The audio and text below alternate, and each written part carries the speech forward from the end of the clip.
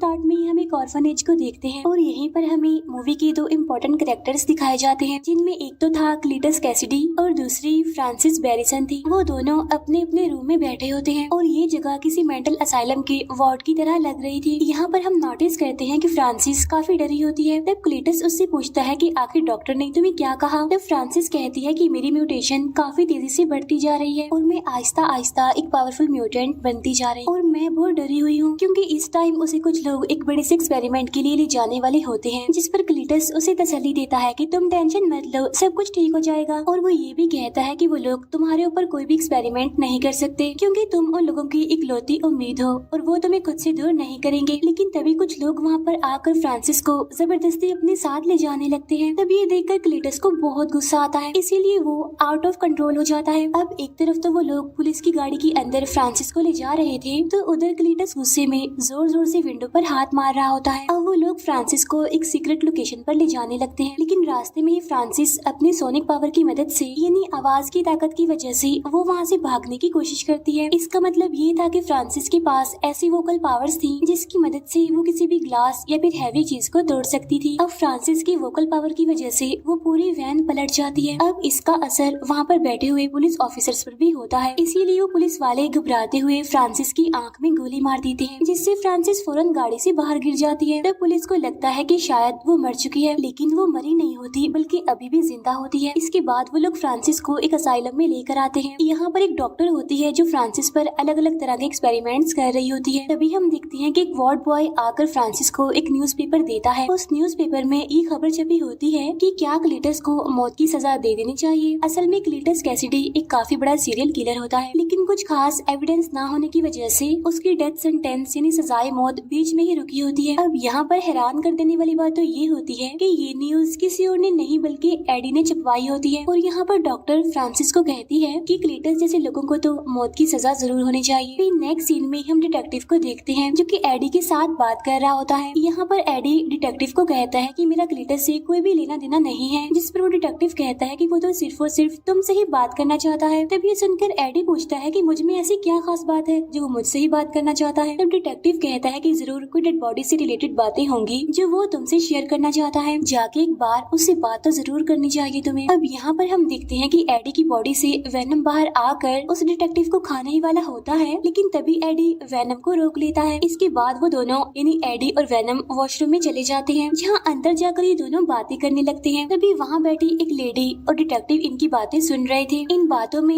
Venom AD को कहता है कि हमें सिटी के अंदर जाकर सिटी को प्रोटेक्ट करना चाहिए और यहाँ पर हम लोग बैठकर सिर्फ और सिर्फ बातें कर रहे हैं। अब यहाँ पर अगर देखा जाए तो वेनम एडी की इंसल्ट कर रहा होता है और साथ साथ उसे चिढ़ाता भी है, जिस पर एडी उसे कहता है कि वेनम तुम्हें मेरी रिस्पेक्ट करनी चाहिए, मैं तुम्हारा होस्ट हूँ, तो कम से कम इस बात की तो इज्जत रख लो। इसके फौरन बाद एडी यानी वेनम क्लीटस से मिलने के लिए एग्री हो जाता है। इसके बाद एडी क्लीटस से मिलने के लिए एक जेल में आता है। अब यहाँ पर उन दोनों के बीच बातें होने लगती है। यहाँ पर एडी क्लीटस से पूछता है कि आखिर तुम्हें मुझसे क्या चाहिए, तुमने मुझे यहाँ पर क्यों बुलवाया है। तब क्लीटस कहता है कि तुम्हें मेरे फैंस के लिए एक न्यूज को प्रिंट करना होगा और इसके बदले में मैं तुम्हें एक एक्सक्लूसिव इंटरव्यू दूंगा और इस इंटरव्यू में मैं तुम्हें अपने सारे सीक्रेट्स बता दूंगा कि आखिर मैंने जितने भी मर्डर्स किए हैं उनके पीछे क्या राज है और वो डेड बॉडीज कहाँ पर हैं। तब एडी उससे पूछता है कि आखिर इस पूरे काम के लिए तुमने मुझे ही क्यों चुना। तब जवाब में क्लीटस उससे कहता है बिकॉज आई लाइक यू। अब यहाँ पर क्लीटस एडी को वही न्यूज प्रिंट करने के लिए कहता है जो फ्रांसिस ने कुछ दिन पहले ही पढ़ी होती है। और जब एडी वहाँ से जाने लगता है तो क्लीटस उसे रोक लेता है और उसका ध्यान दीवार पर बनी कुछ शेप्स पर कर देता है। वहाँ पर कुछ मैसेजेस भी लिखी होती हैं, साथ साथ कुछ कब्रें भी बनी होती हैं, जिसे देखकर एडी वहाँ से आगे निकल जाता है। जाते जाते क्लीटस एडी को कहता है कि प्लीज मुझे भूल मत जाना। और जब एडी बाहर आता है तो वो डिटेक्टिव उससे पूछता है कि आखिर तुम्हें क्लीटस ने क्या कहा, जिस पर एडी सारी बात छुपाते हुए उसे कहता है कि अभी तक उसने मुझे कुछ भी नहीं कहा, लेकिन मेरी इंक्वायरी अभी भी उस पर जारी है। अब वैसे भी इस तरह की चीजों का पता लगवाने के लिए थोड़ा टाइम तो लगता ही है। फिर एडी अपनी बाइक पर बैठकर वहाँ से निकल जाता है। घर आने के बाद वेनम एडी की हेल्प करता है दीवार पर बनी उन सारी डायग्राम्स को डिकोड करने के लिए।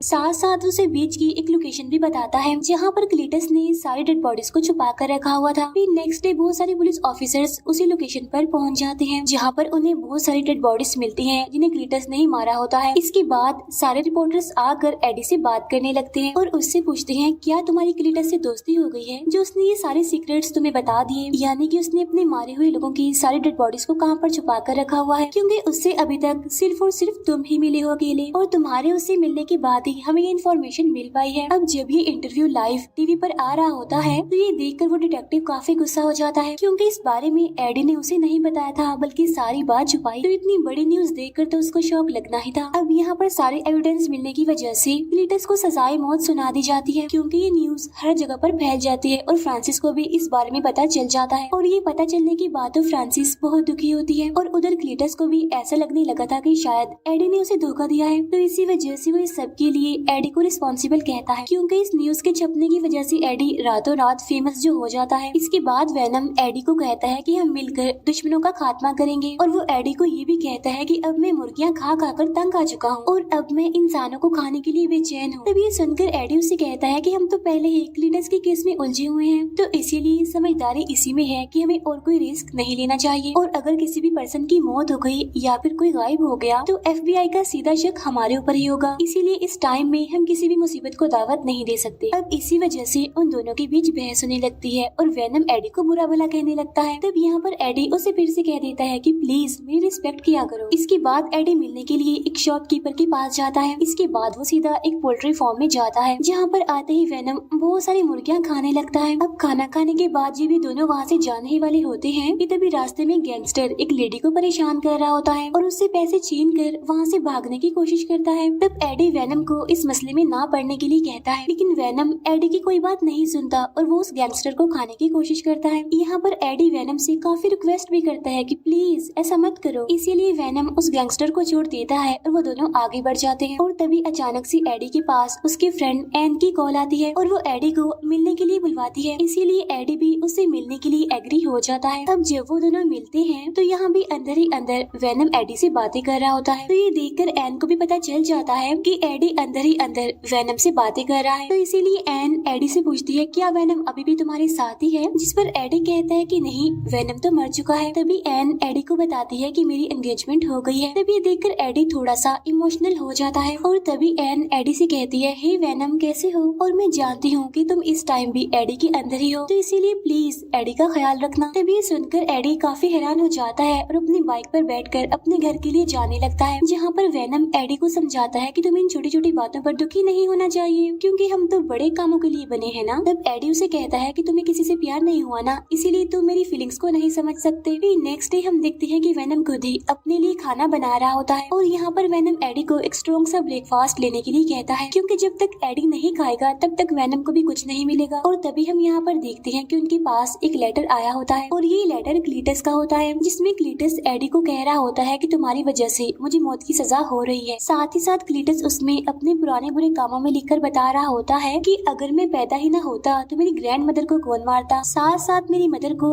बाथ टब में डिबोकर कौन मारता। इसका मतलब ये था कि क्लीटस ने अपनी फैमिली तक को नहीं छोड़ा था। तब क्लीटस ने उसमें ये भी लिखा होता है कि सब कुछ होने के बाद मेरे फादर ने मुझे एक ऑर्फनेज में भेज दिया और वहाँ के बच्चे भी मुझे मारा करते थे, लेकिन फिर मैं वहाँ पर फ्रांसिस से मिला जो कि एक म्यूटेंट थी जिसके पास वोकल पावर्स थी और यहाँ पर हमारी एक अच्छी बॉन्डिंग बनी और हमारी दोस्ती हो गई और फिर देखते ही देखते हम दोनों एक दूसरे को पसंद करने लगे थे। और अब एडी मैं लास्ट टाइम तुमसे मिलना चाहता हूँ, तो इसीलिए एडी भी अब उससे मिलने के लिए एग्री हो जाता है।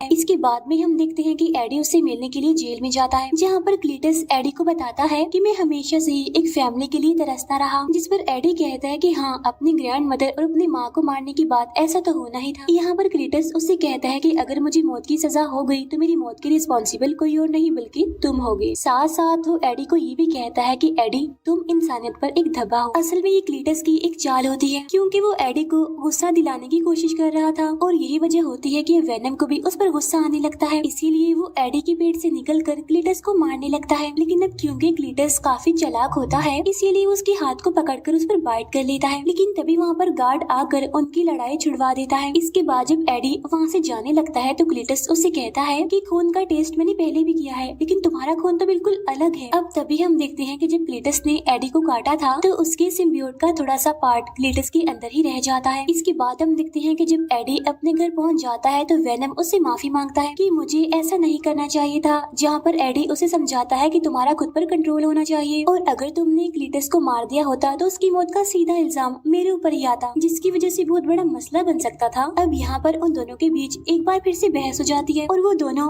एक दूसरे को बुरा भला कहने लगते हैं। एक बोलता है कि मैं तुम्हें झेल रहा हूँ तो दूसरा बोलता है कि मैं तुम्हें बियर कर रहा हूँ। तब यहाँ पर वेनम एडी को कहता है कि तुम एक लूजर थे, मैंने आकर तुम्हें बचाया, तुम्हें एक नई पहचान दी और जब से क्लीटस का केस तुम्हारे पास आया है तुम तो फेमस हो गई हो। तब ये सुनकर एडी को काफी गुस्सा आ जाता है और वो वेनम को वहाँ से जाने के लिए कहता है। इसी वजह से वेनम को भी काफी गुस्सा आ जाता है और वो घर में तबाही मचा देता है। अब फाइनली यहाँ पर वेनम एडी की बॉडी को छोड़कर वहाँ से निकल जाता है। वहाँ से जाते जाते वो एडी की बाइक को भी तोड़ देता है। नेक्स्ट सीन में हम क्लीटस को देखते हैं जिसे डेथ सेंटेंस यानी सजाए मौत सुना दी गई थी और जब वो लोग उसे इंजेक्शन लगाकर मारने ही वाले होते हैं, लेकिन तभी उस इंजेक्शन और बॉडी में होने वाली रिएक्शन की वजह से वो छोटा सा सिम्बियोट का टुकड़ा क्लीटस की बॉडी से कनेक्ट कर जाता है, जिसकी वजह से आहिस्ता आहिस्ता नया सिम्बियोट पैदा होता है और वो होता है दी कार्नेज। अब देखते ही देखते कार्नेज अपनी फुल फॉर्म में आ जाता है, जिसे देखकर वो सारे लोग काफी डर जाते हैं और वहाँ से चिल्लाते हुए भागने की कोशिश करते हैं। यहाँ पर हम देखते हैं कि कार्नेज दिखने में काफी बड़ा, काफी भयानक और बहुत ज्यादा पावरफुल है। इसके बाद कार्नेज देखते ही देखते सारे पुलिस ऑफिसर्स को खा लेता है और कैदियों को वहाँ से छुड़ाकर निकाल देता है। नेक्स्ट सीन में हम देखते हैं एडी को जो टीवी देख रहा था और वहाँ पर उसे पता चलता है कि क्लीटस जेल से एस्केप कर गया है। तब इस वजह से एडी काफी हैरान और काफी परेशान हो जाता है और तभी वहाँ पर एडी से मिलने के लिए वो डिटेक्टिव आता है और वो इस सारे इंसिडेंट का रिस्पॉन्सिबल एडी को कहता है, जिस पर एडी कहता है कि नहीं, मैं तो इस बारे में कुछ नहीं जानता कि आखिर क्लीटस वहाँ से कैसे भाग गया, इसीलिए तुम इसका रिस्पॉन्सिबल मुझे नहीं कह सकते। तब ये सुनकर वो डिटेक्टिव कहता है कि वो सिर्फ और सिर्फ तुमसे मिला है, तो क्या पता उसे वहाँ से आजाद करने में तुम्हारा ही कोई मास्टर प्लान हो। उधर हम देखते हैं कि वेनम एक एक करके बॉडीज को रिचेंज कर रहा होता है क्योंकि उसे अपने मुताबिक कोई सूटेबल बॉडी नहीं मिल रही थी। इसके बाद वो एक लड़की को पोजेस करके एक पार्टी में चला जाता है जहाँ पर सभी लोगों ने अलग अलग तरह के कॉस्ट्यूम पहन रखे थे और वहाँ पर एक हेलोवीन पार्टी जैसा माहौल होता है जहाँ पर सभी को लगता है कि वेनम ने भी एक कॉस्ट्यूम पहना हुआ है जिसमें वो काफी स्मार्ट लग रहा है और साथ साथ साइज में काफी बड़ा भी, इसीलिए सभी लोग उसकी तारीफ करने लगते हैं। फिर हम क्लीटस को देखते हैं जो कि गाड़ी चुराकर भाग रहा होता है। अब जिस तरह से वेनम एडी से बात किया करता था वैसे ही यहाँ पर कार्नेज क्लीटस से बातें कर रहा होता है और वो कहता है कि अभी तक दुनिया में सिर्फ एक ही सिम्बियोट है और वो है वेनम, और अगर हम दोनों मिलकर उसे खत्म कर दें यानी वेनम को खत्म कर दें तो पूरी दुनिया पर हमारा ही राज होगा। जिस पर क्लीटस कहता है कि सबसे पहले मुझे अपनी पार्टनर यानी फ्रांसिस को आजाद करवाना है क्योंकि मैं उससे बहुत प्यार करता हूँ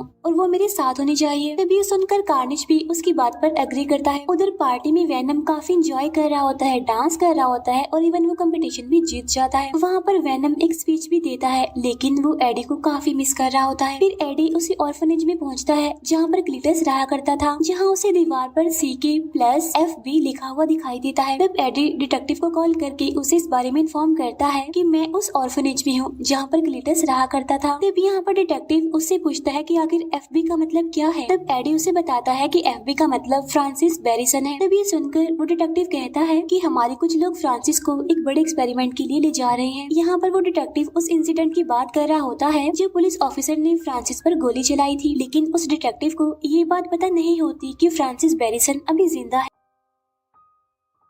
उधर क्लीटस एक शॉप में जाकर उसकी ऑनर को मार डालता है, साथ ही वो वहाँ के कंप्यूटर को हैक करके सीक्रेट लोकेशन यानी उस असाइलम का भी पता लगवा लेता है जहाँ पर फ्रांसिस को रखा गया था। अब उस असाइलम में आने के बाद तो सबसे पहले वो वहाँ के डॉक्टर्स को मारता है और फिर वो फ्रांसिस से मिलने के लिए आता है और यहाँ पर ये दोनों एक दूसरे के आमने सामने आकर बहुत खुश होते हैं। यहाँ पर क्लीटस कार्नेज की मुलाकात फ्रांसिस से करवाता है। अब ये तीनों आपस में मिलकर काफी खुश हो रहे होते हैं। इसके बाद ये तीनों ही गाड़ी की मदद से वहाँ से भागने लगते हैं। और अब इनके पीछे पुलिस पड़ चुकी होती है, लेकिन कार्नेज के सामने कौन टिकने वाला था। कार्नेज बाहर आकर सारी पुलिस की गाड़ियों को उठा कर फेंकने लगता है और सभी पुलिस ऑफिसर्स को वो जान से मार डालता है। उधर वेनम एक दूसरी बॉडी में आकर उसी शॉपकीपर के पास आता है, जहाँ पर वो उनसे कुछ खाना और चॉकलेट्स मांगता है, क्योंकि एडी को छोड़ने के बाद वो काफी दिनों से भूखा था। फिर एडी को पुलिस कस्टडी में ले लिया जाता है, क्योंकि पुलिस को लग रहा था कि कल रात जो अटैक हुआ है उसके पीछे एडी का हाथ, क्योंकि एडी के घर के पास उन्हें बहुत सारी डेड बॉडीज भी मिली थी। यहाँ वो डिटेक्टिव एडी को सारी बात सच सच बताने के लिए कहता है। तब एडी कहता है कि जब तक मैं एक फोन कॉल नहीं करता तब तक मैं तुम्हें कुछ भी नहीं बताऊंगा। तो इसके बाद एडी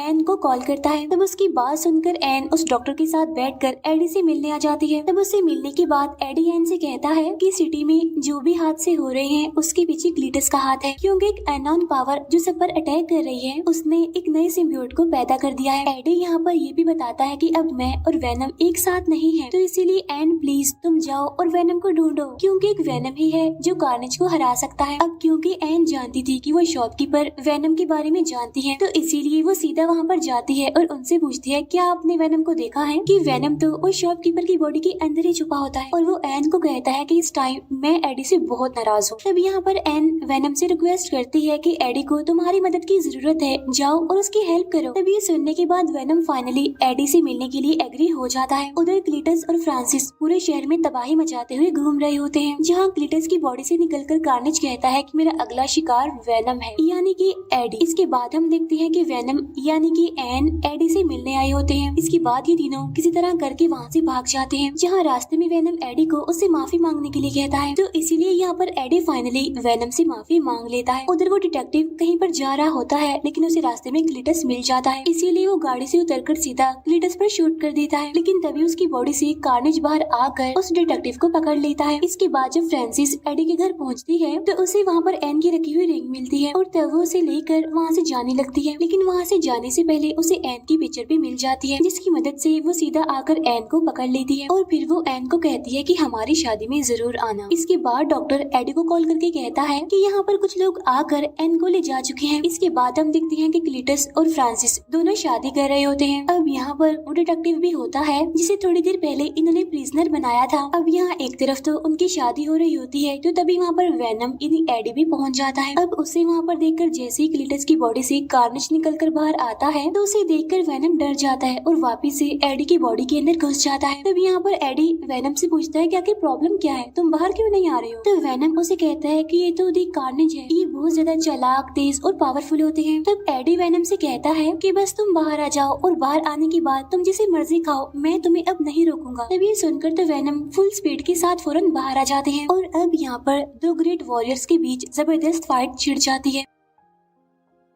दोनों ही आपस में एक दूसरे को हराने की कोशिश करते हैं, साथ साथ एक दूसरे पर हावी होने की भी काफी कोशिश कर रहे होते हैं। लेकिन यहाँ पर कार्नेज वेनम पर भारी पड़ रहा होता है, उसे उठा कर फेंक रहा होता है। अब यहाँ दरमियान में कार्नेज और फ्रांसिस के बीच में बातें भी हो रही होती है, लेकिन अब क्योंकि फ्रांसिस के पास वोकल पावर होती है इसीलिए वो जोर जोर से चिल्ला रही होती है, जिसकी वजह से कार्नेज को कुछ प्रॉब्लम हो रही होती है, क्योंकि हम जानते हैं कि सिम्बियोट और एक्सट्रीम लेवल की हीट सोनिक पावर को बर्दाश्त नहीं कर पाती। तब इसी बात का फायदा उठाकर यहाँ पर डॉक्टर कार्नेज के ऊपर पेट्रोल डालने लगता है और साथ ही साथ वहाँ पर एक काफी बड़ा घंटा भी होता है जो कि बजने लगता है। अब घंटे की आवाज सुनकर दोनों ही सिम्बियोट्स अपने अपने होस्ट की बॉडी से बाहर आने लगते हैं, लेकिन जैसे ही वहाँ पर आवाज आना बंद होती है तो ये दोनों सिम्बियोट्स वापिस से अपने अपने होस्ट की बॉडी में आ जाते हैं। इसके बाद कार्नेज एन को लेकर सीधा एक बिल्डिंग की टॉप पर जाने लगता है, लेकिन अब तक वेनम की बॉडी पर काफी पत्थर गिर चुके होते हैं, इसीलिए वो वहाँ तक पहुँच नहीं पाता और यहीं पर वो एडी को कहता है कि इस बार हम ये जंग नहीं जीत सकेंगे क्योंकि carnage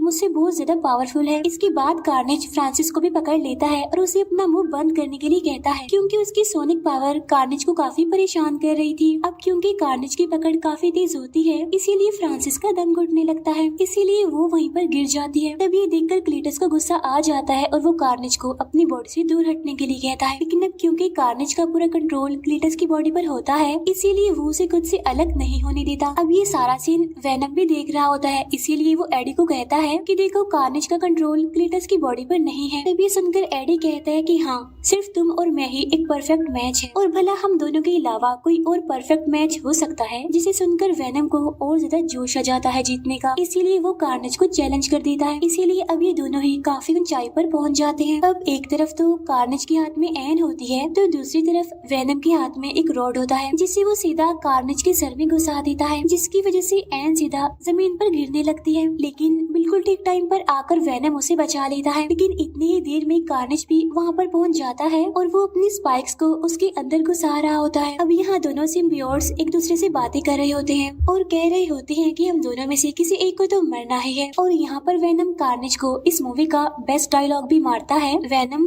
late there be Carnage. लेकिन तब तक वहाँ पर फ्रांसिस भी जाग जाती है तो इसीलिए वेनम उसे सोनिक साउंड निकालने के लिए कहता है। लेकिन तभी कार्नेज वहाँ पर आकर उसे जोर से धक्का दे देता है और इसी वजह से नीचे गिरते वक्त फ्रांसिस वहाँ पर जोर से चिल्लाने लगती है। तो इसीलिए सोनिक पावर की वजह से वहाँ की सारी दीवारें टूटने लगती हैं और साथ ही इतनी जोरदार आवाज की वजह से दोनों ही सिम्बियोट अपने अपने होस्ट की बॉडी से अलग हो जाते हैं। लेकिन तभी वहाँ पर वो बड़ा सा घंटा नीचे आकर गिरने लगता है, लेकिन उसके नीचे फ्रांसिस लेटी होती है। लेकिन तभी वेनम वहाँ पर एक बार फिर से आकर एडी, एन, उस डॉक्टर और फ्रांसिस को बचा लेता है। यहाँ पर क्लीटस की बॉडी से कार्नेज पूरी तरह से अलग हो चुका था और यहाँ पर कार्नेज दोबारा से आकर क्लीटस की बॉडी से मिलने की कोशिश करता है। लेकिन तब तक वेनम वहाँ पर आकर उसे खा लेता है। इसके बाद वेनम वहाँ पर आकर क्लीटस को पकड़ लेता है। इसके बाद वेनम क्लीटस को भी जान से मार डालता है और इतनी ही देर में वहाँ पर पुलिस भी आ जाती है और फाइनली सारे खतरे भी टल जाते हैं। इसके बाद एडी उस डॉक्टर को कहता है कि तुम एन को अपने साथ ले जाओ। लेकिन यहाँ पर हम देखते हैं कि इस हादसे में वो डिटेक्टिव बच गया होता है। इसके बाद हम देखते हैं कि वेनम और एडी एक किनारे के पास बैठे होते हैं। लेकिन इसके बाद सीन शिफ्ट होकर एक रूम पर आता है जहाँ पर एडी बेड पर सो रहा होता है। तब वेनम उससे पूछता है क्या हम दोनों को एक दूसरे से कुछ सीक्रेट्स छुपाने चाहिए। तब एडी कहता है कि हर चीज का एक पास्ट होता है। तब वेनम उसे कहता है कि मैं तुम्हें कुछ बताना चाहता हूँ, लेकिन अगर मैं तुम्हें बताऊंगा तो तुम्हारा दिमाग फट जाएगा। लेकिन ऐसी बहुत सारी बातें हैं जो मैं जानता हूँ और तुम्हें बताना भी चाहता हूँ, लेकिन वो सारी बातें बहुत ज्यादा कॉम्प्लिकेटेड हैं। तब यहाँ पर एडी को लगता है कि शायद वो अपने सिम्बियोट के बारे में उसे बताएगा। लेकिन तभी वहाँ पर टीवी फ्लिकर करने लगता है और आसपास की सारी चीजें बदलने लगती हैं। अब यहाँ पर एडी को ऐसा लगता है कि शायद ये सब कुछ वेनम कर रहा है। तभी सुनकर वेनम कहता है कि नहीं, ये सारी चीजें मैं खुद नहीं कर रहा हूँ। लेकिन तभी हम देखते हैं कि सामने से एक गोल्डन कलर की लाइट चमकने लगती है। इसके बाद हम देखते हैं कि वेनम स्पाइडरमैन के यूनिवर्स में पहुँच गए हैं। यानी इसका मतलब ये है कि वेनम भी अब स्पाइडरमैन के यूनिवर्स का हिस्सा बन गए हैं। अब इसी सस्पेंस के साथ ये मूवी यहीं पर एंड हो जाती है।